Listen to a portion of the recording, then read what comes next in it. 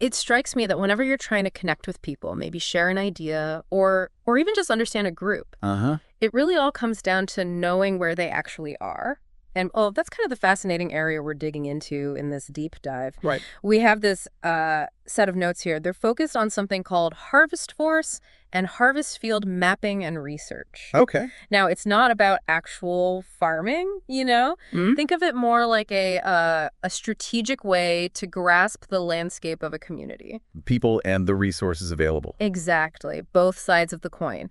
So our mission today is basically to pull out the core insights from these notes, how you can strategically get a handle on any community or group you're trying to reach. Makes sense. We'll be looking at, how to figure out who's where, what kind of help or resources might already exist, and maybe what challenges you might face. And what I find really interesting is how proactive this approach is. Mhm. It's not just waiting for things to happen. It's about building a really detailed understanding beforehand, like intelligence gathering almost. Yeah, foundational intelligence. That's a good way to put it.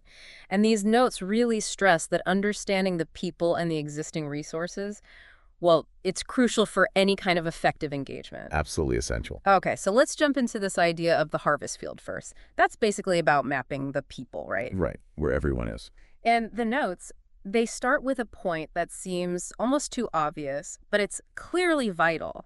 You just have to know where the people you're focused on actually live. Can't skip that step. No, Yeah. it really emphasizes getting a clear picture, like enumerating the villages, the communities, and the why behind it is quite powerful. Yeah. It reflects this idea, this conviction that everyone should have the chance to be reached. So knowing where they are it's the critical first step. You can't reach them if you don't know where they live. That really frames it as a very intentional, comprehensive effort, doesn't it? No guesswork allowed if that's your goal. Accurate counting becomes key. Right.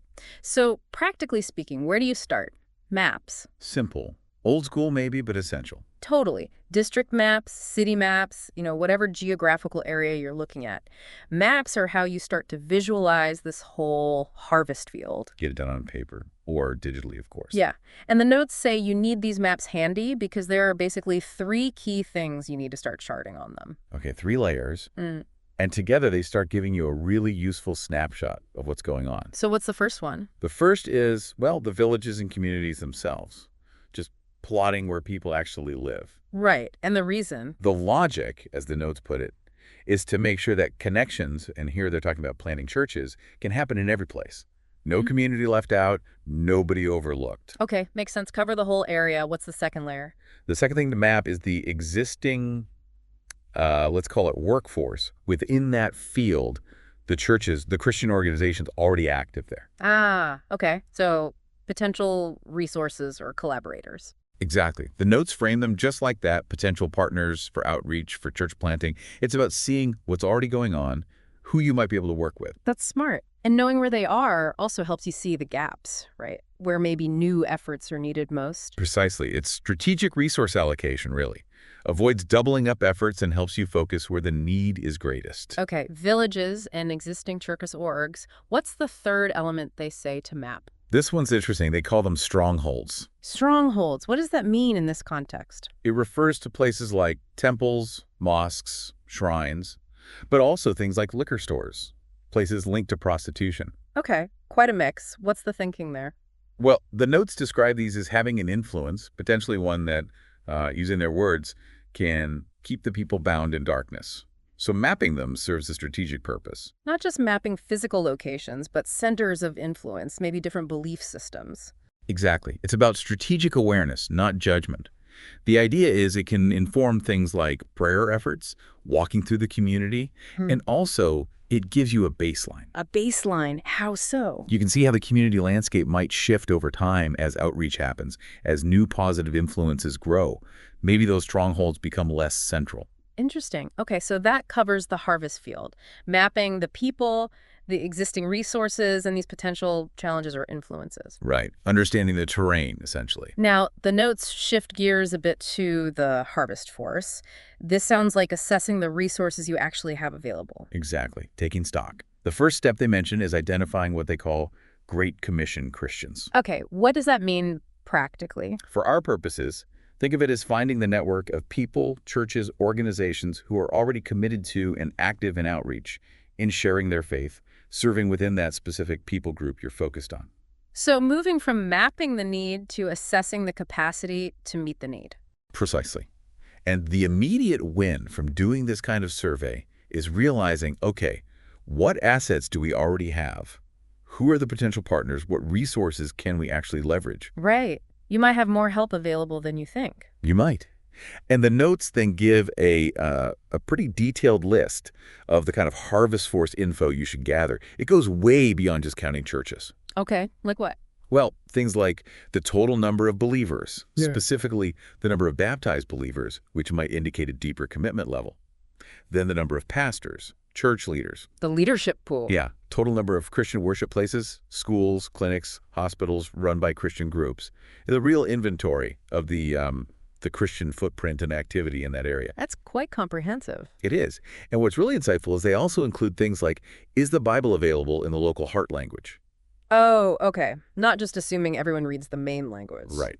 Is it written? Are there oral formats needed? What about other Christian books or pamphlets, audio recordings, video? Wow, so communication tools are a key part of the force. Absolutely. They even mention checking on Christian radio broadcast times, availability, and things like the Jesus film. Is it available in the right language? It shows that resources aren't just buildings and people. They're also the media and tools you can use. That makes a lot of sense. Anything else on that list? Yeah, a couple more key things. They suggest getting the names and focus areas of other organizations working among that same people group. So you know who else is doing what? Avoid stepping on toes, maybe collaborate. Exactly. Knowing their worker numbers, too. And finally, they stress understanding the history of Christianity within that specific group. History. Why is that important? Well, that context can be invaluable. How did Christianity arrive? What have been the successes in the past? The challenges. Understanding that timeline can really inform current strategies. Learned from the past, basically. Yeah, avoid repeating mistakes, build on what worked. It just adds depth to your understanding of the whole cultural and spiritual situation. Okay, so let's pull this together. We've got this detailed harvest field map, people, churches, strongholds, and then this harvest force assessment. Believers, leaders, resources, tools, history. How do they work together? What's the strategic payoff? Well, this is where it really clicks. When you overlay these two pictures, the needs and the resources, you get this comprehensive visual guide for action. So you can actually see where the needs are greatest and the resources might be thinnest? Precisely. You can pinpoint those areas. You can spot opportunities for existing groups to maybe work together.